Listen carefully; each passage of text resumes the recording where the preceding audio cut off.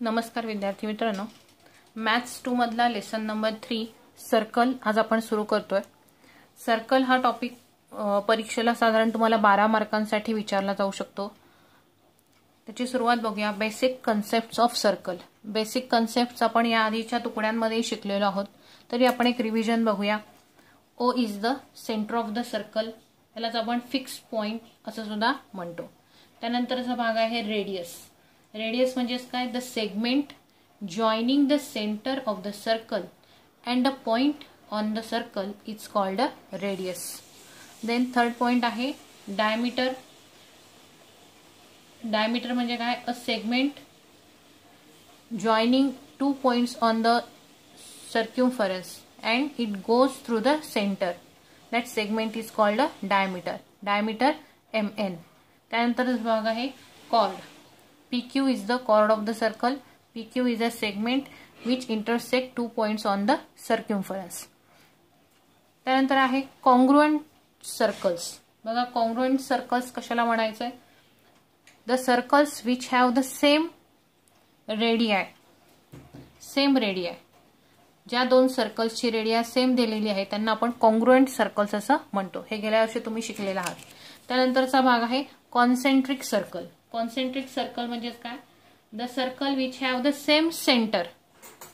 बघा हे दोन सर्कल्स काढलेले आहेत, यांचा सेंटर एकच आहे।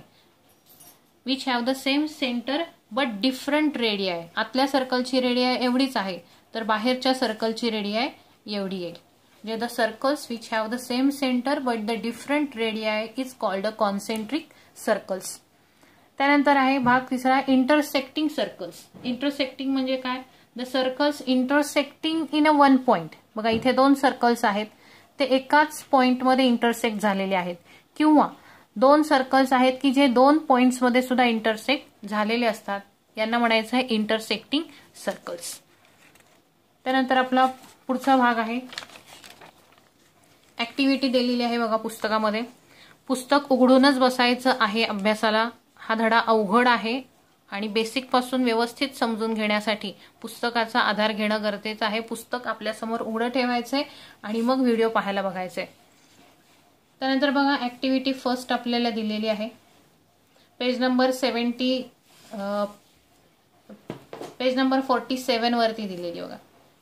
In the adjoining figure segment DE is a chord of a circle. Segment DE is a chord of a circle with center C.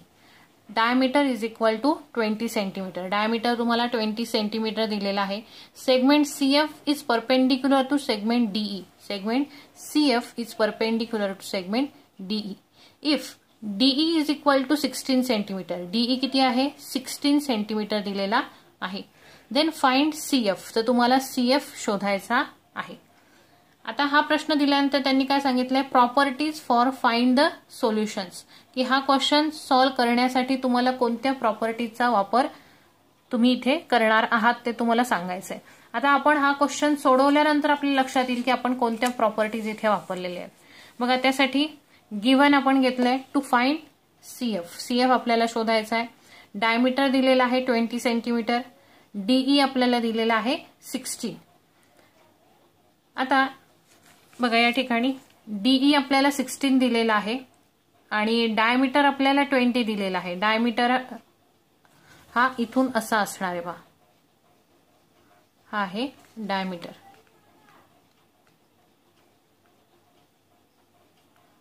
हा डायमीटर आहे। DE आपल्याला 16 दिलेला आहे। आता आपल्याला काढायचं आहे DF, आपल्याला CF शोधायचा आहे।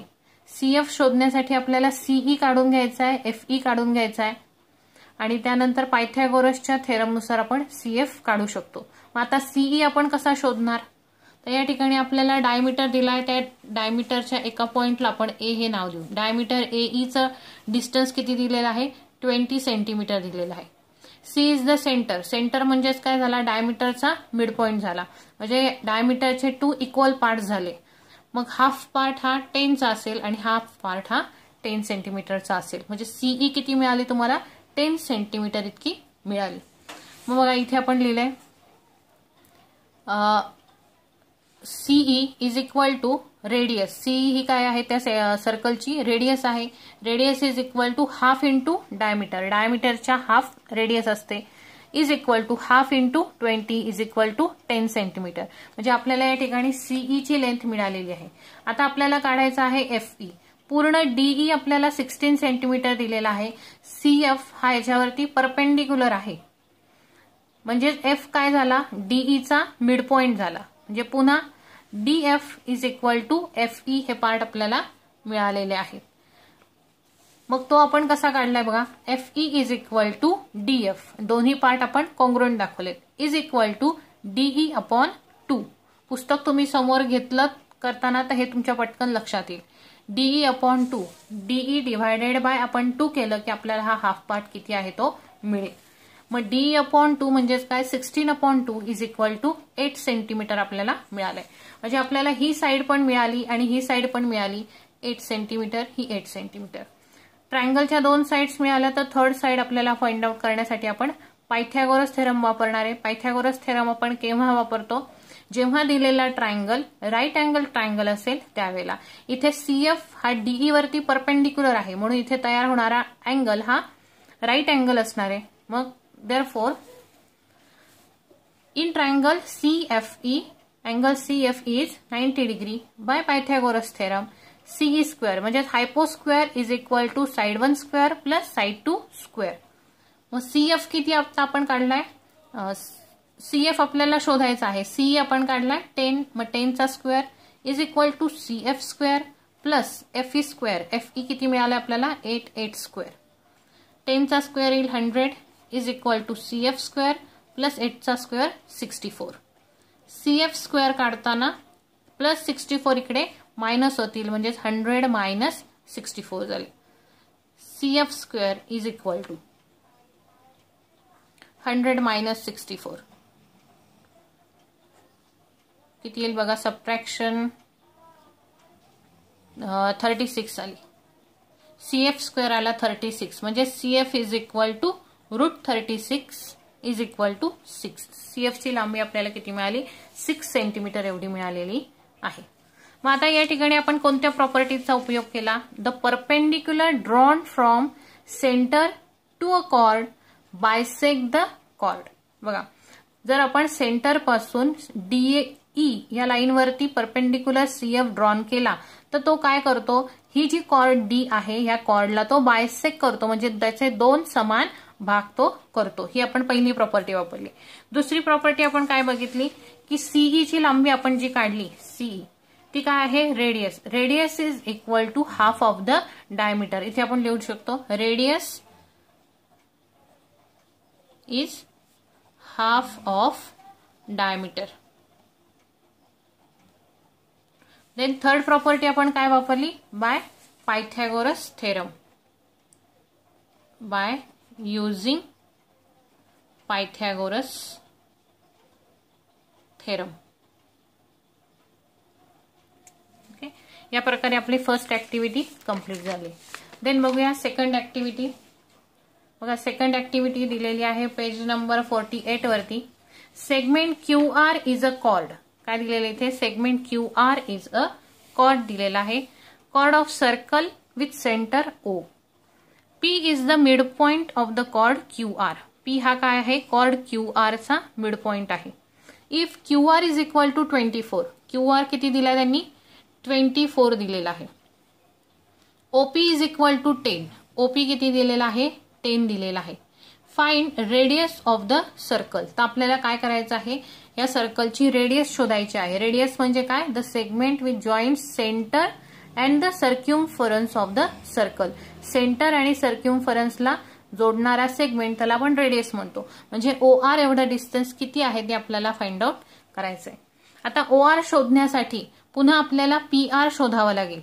मग PR आणि OPच्या सहाय्याने आपण OR शोधू शकतो. इथे OP हा QR ला, कॉर्ड QR ला परपेंडिक्युलर आहे म्हणजेच इथे तो 90 डिग्रीचा अँगल तयार करतो. म्हणजे OPR हा काय झाला, राईट अँगल ट्रायंगल.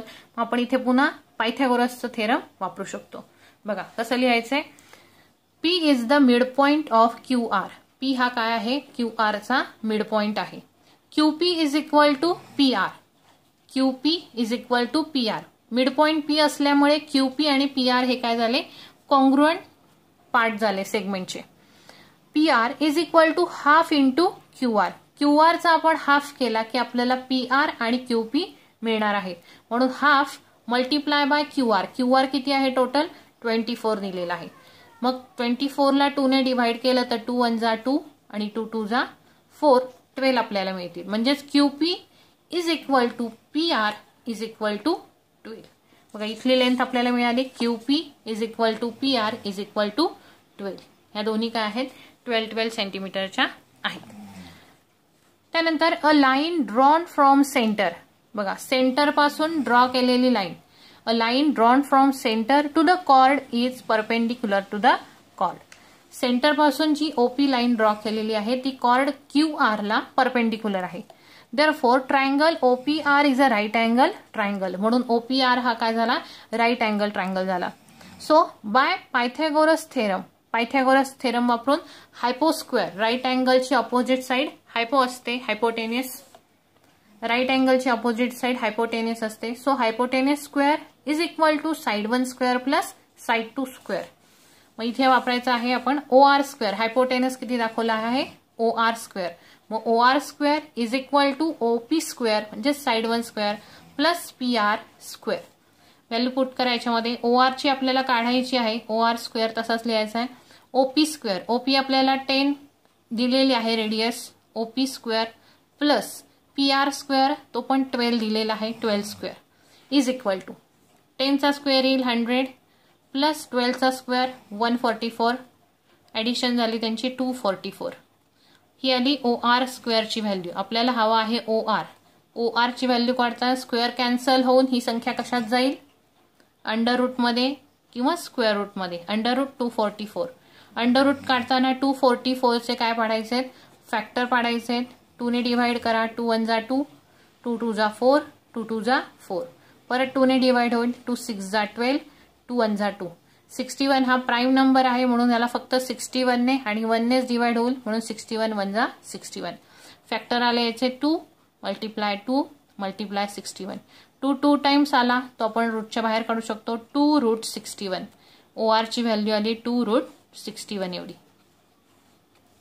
तर या प्रकारे आपण कोणत्या प्रॉपर्टीचा उपयोग केला, तर मिड पॉइंटचा, की मिड पॉइंटमुळे कॉर्डचे 2 इक्वल पार्ट झालेले आहेत. त्यानंतर पायथागोरस थेरमचा आपण इथे वापर केलेला आहे. या प्रकारे ऍक्टिव्हिटी 2 आपण सॉल्व्ह केली आहे. त्यानंतर बघा ऍक्टिव्हिटी 3 दिलेली आहे. Activity 3, M is the centre of the circle. M हा काय आहे, सर्कलचा सेंटर दिलेला आहे. And segment AB is a diameter. Segment AB जो आहे हा याचा डायमीटर आहे सर्कलचा. सेगमेंट MS जो आहे तो परपेंडिक्युलर टू कॉर्ड AD. बघा या सर्कलमध्ये AD ही एक कॉर्ड आहे आणि AC ही एक कॉर्ड आहे. AB ही सुद्धा लॉंगेस्ट कॉर्ड आहे. डायमीटरलाच आपण लॉंगेस्ट कॉर्ड असं म्हणतो, पण या ठिकाणी सध्या AB ला आपण डायमीटर म्हणतो आहोत आणि AD ही एक कॉर्ड आणि AC ही कॉर्ड आहे. MS हा कॉर्ड AD वरती परपेंडिक्युलर आहे आणि MT हा कॉर्ड AC वरती परपेंडिक्युलर आहे. Then angle DAB is congruent with CAB. बघा angle DAB is congruent with angle CAB. हे 2 अँगल कॉन्ग्रुएंट झाले. कशामुळे, तर अँगल DAB मधून डायमीटर जातो आहे. थोडक्यात डायमीटर म्हणजे काय झाला, अँगल बायसेक्टर इथे झाला. त्यामुळे ह्या एका अँगलचे 2 इक्वल छोटे अँगल्स तयार झाले आणि ते कॉन्ग्रुएंट झाले. हे सगळं गिवन मध्ये लिहायचं आहे. त्यानंतर प्रूव्ह दॅट. प्रूव्ह काय करायला सांगितलं आपल्याला, chord AD is congruent with chord AC हे आपल्याला प्रूव्ह करायचंय. प्रूफ बघा त्यासाठी काय लिहायचंय, in triangle ASM and in triangle ATM. ह्या 2 ट्रायंगलचा आपल्याला वापर करायचा आहे. ट्रायंगल ASM आणि हा खालचा ट्रायंगल ATM. आता हे 2 ट्रायंगल जर आपण कॉन्ग्रुएंट दाखवले तर आपोआपच AS आणि AT ह्या साइड्स आपण कॉन्ग्रुएंट दाखवू शकतो. मग AS म्हणजेच काय आहे, AD आहे, कारण AD चाच AS हा एक भाग आहे. म्हणजेच आपण AD is congruent with AC असं दाखवू शकतो. आता हे 2 ट्रायंगल आपण कसे कॉन्ग्रुएंट दाखवणार आहोत, बघा आता MS हा कॉर्ड AD वरती परपेंडिक्युलर आहे. परपेंडिक्युलर याचा अर्थ तो इथे 90 डिग्री अँगल तयार करतो. तसंच MT हा कॉर्ड AC वरती परपेंडिक्युलर आहे, म्हणजेच या ठिकाणी तो पुन्हा 90 डिग्रीचा अँगल तयार करतो. म्हणजे दोन्ही ट्रायंगल मधले आपल्याला 90 डिग्री अँगल मिळालेला आहे. म्हणजे एक एक अँगल त्यातला आपल्याला कॉन्ग्रुएंट मिळालाय. त्यानंतर AM ही जी साइड आहे ही AM सेगमेंट दोन्ही ट्रायंगल मध्ये काय आलेली आहे, कॉमन आहे. आणि AM ही सेगमेंट काय आहे, 90 डिग्री अँगलच्या अपोजिट साइड आहे. मग 90 डिग्री अँगलची अपोजिट साइड म्हणजेच आपण त्याला काय म्हणतो, हिला हायपोटेनस म्हणतो. म्हणजेच हायपोटेनस साइड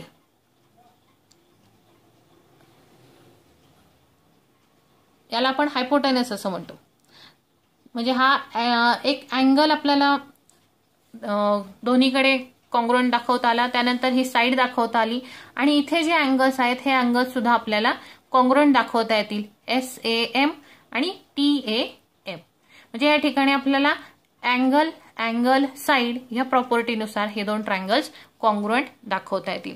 आणि जर आपण हे कॉन्ग्रुएंट दाखवले तर ह्याचे जे रिमेनिंग पार्ट्स असतील या ट्रायंगल मधले, की हे दोन अँगल आणि ही साइड सोडून रिमेनिंग पार्ट जे आहेत ते पार्ट सुद्धा कॉन्ग्रुएंट असतात, हे आपण शिकलेलो आहोत. बघा कसं लिहायचंय प्रूफ मध्ये. Triangle ASM and triangle ATM. Angle MSA is congruent with angle MTA. काय येईल, MTA. रिझन काय आहे त्याचं, each 90 degree angle. Then angle SAM is congruent with angle TAM. काय येईल, अँगल TAM. हे काय आहे, गिवन आहे, आपल्याला दिलेलं आहे त्यानुसार या ठिकाणी. Then segment AM is congruent with segment AM. Segment AM ही काय आहे, दोन्ही ट्रायंगल्स मध्ये कॉमन आहे, म्हणून इथे काय येईल, कॉमन साइड त्याचा गिवन लिहायचा आहे. Triangle ASM is congruent with triangle ATM by angle side similarity taste.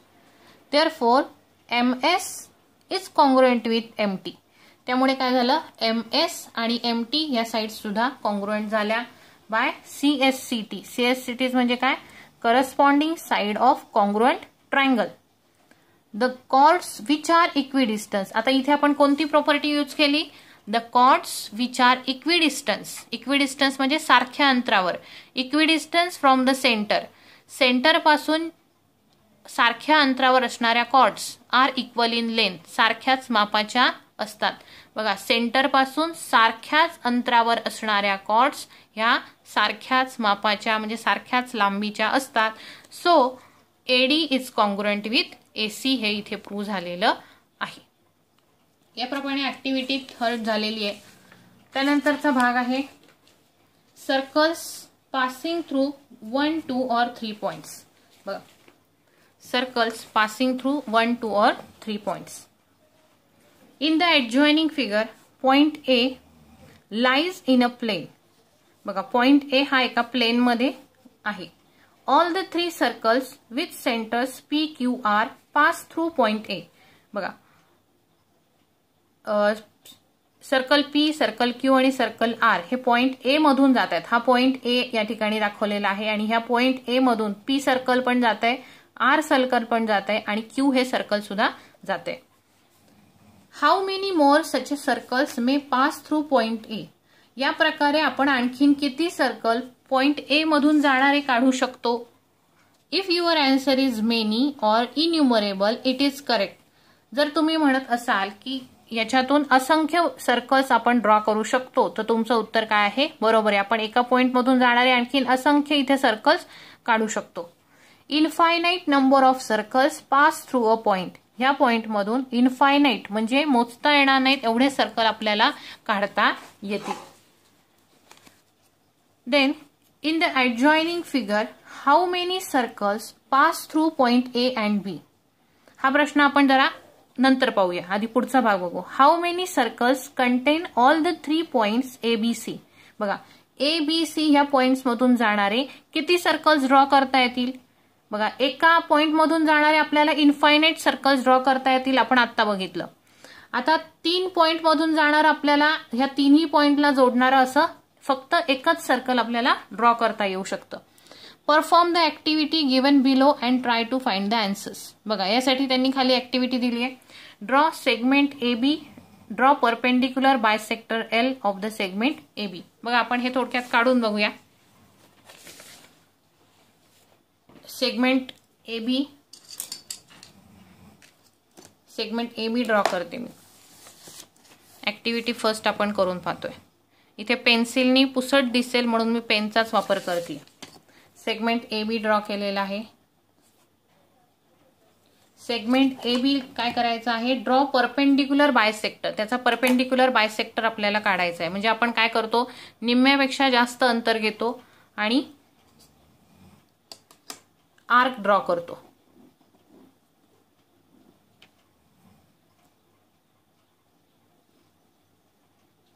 या आर्कला कट होणारा दुसरा आर्क. इथे जे 2 पॉइंट मिळालेले आहेत त्यांनी आपण परपेंडिक्युलर बायसेक्टर ड्रॉ केला. हा झाला आपला परपेंडिक्युलर बायसेक्टर. त्याला नाव देऊ आपण एल. त्यानंतर take point P on the line L as a centre. आता ह्या पॉइंट एल वरती आपण एक पॉइंट घेऊ, पॉइंट पी घेऊ आणि ह्याला आपण काय म्हणायचं आहे? सेंटर. आता हा सेंटर आपण गृहीत धरायचा आहे. And P A is a radius. आणि पी पासून ए पर्यंतचं डिस्टन्स आपण कंपासमध्ये घ्यायचं आहे. हे आपण मानायचं आहे. ही आपण रेडियस मानायची आणि ही रेडियस समजून आपण सर्कल ड्रॉ करायचंय.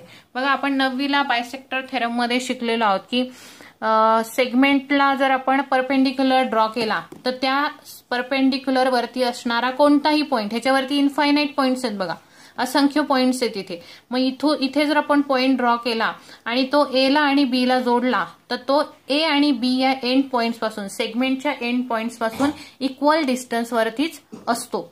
म्हणून हे अंतर आणि हे अंतर सुद्धा काय असणार आहे? सेमच असणार आहे. ही रेडियस मोजा किंवा ही रेडियस मोजा.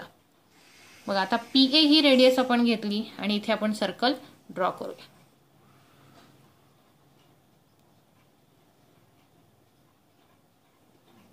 थोडंसं हलू शकतं. बघा, परफेक्ट स्क्वेअर सर्कल आलेला आहे. त्यानंतर काय म्हटलंय बघा बुकमध्ये, P A as a radius and draw circle. Observe that the circle passes through point B. बघा, पॉइंट बी मधून सुद्धा सर्कल पास झालेला आहे. म्हणजे इथे आपल्याला जो प्रश्न विचारला होता, in the adjoining figure how many circles pass through point A and B. मग पॉइंट ए आणि बी मधून जाणारे किती सर्कल काढता आले? फक्त आपल्याला only 1 circle we can draw from point A and B. Then observe that the circle passes through point B also. Find the reason. आता ह्याच्यामध्ये बघा, आपण इथे आणखीन एक पॉइंट घेतला, इथे पॉइंट क्यू घेतला,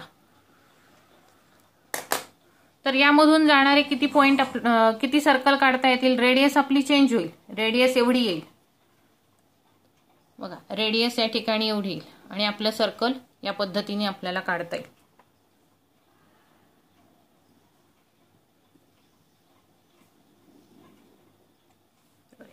त्यानंतर आपण समजा इथे घेतला आणखीन एक पॉइंट खालच्या बाजूला,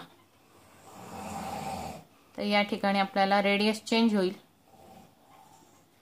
इथे या प्रकारे सर्कल ड्रॉ करता येईल.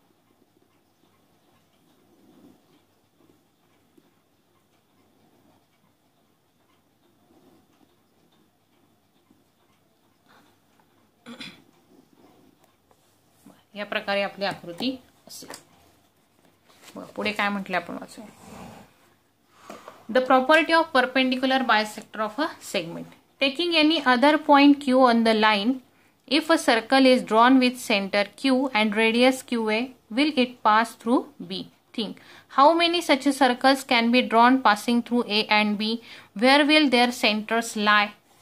बघा, मग ए बी ह्या पॉइंट्स मधून जाणारे आपल्याला असे इनफायनाइट सर्कल काढता येतील, पण त्यांचा जो सेंटर आहे तो सेंटर काय आहे?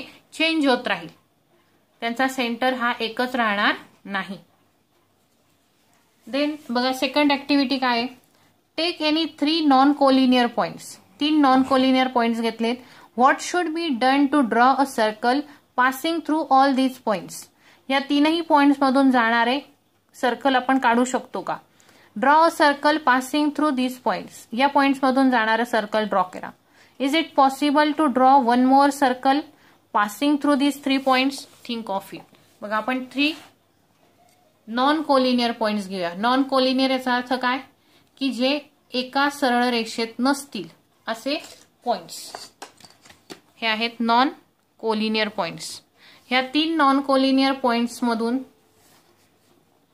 आपण एक ट्रायंगल ड्रॉ करून घेतलेला आहे आणि ह्या 3 पॉइंट्स मधून व्हर्टेक्स मधून जाणारं सर्कल आपल्याला काढायचं. बघा ही ऍक्टिव्हिटी आपण आधी केलेली आहे. त्यासाठी काय करायचंय, यातल्या 2 साइड्स आपण काय करून घेऊया, बायसेक्ट करून घेऊ. निम्म्यापेक्षा जास्त अंतर घेऊ आणि त्या बायसेक्ट करून घेऊ.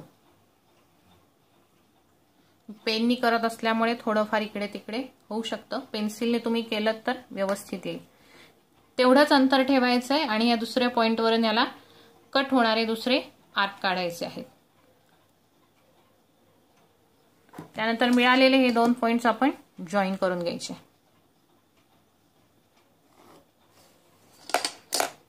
तीच मेथड आपण ह्या साइड साठी पण करून बघूया.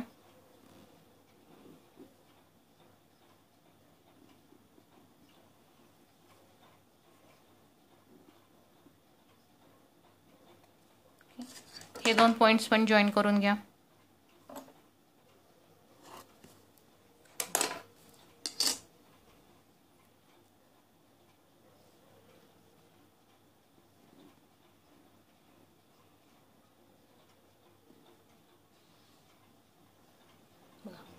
इथून एवढं जे डिस्टन्स आहे याला आपण काय म्हटलेलं आहे, रेडियस ऑफ द सर्कल. आणि इथून आपण सर्कल ड्रॉ केला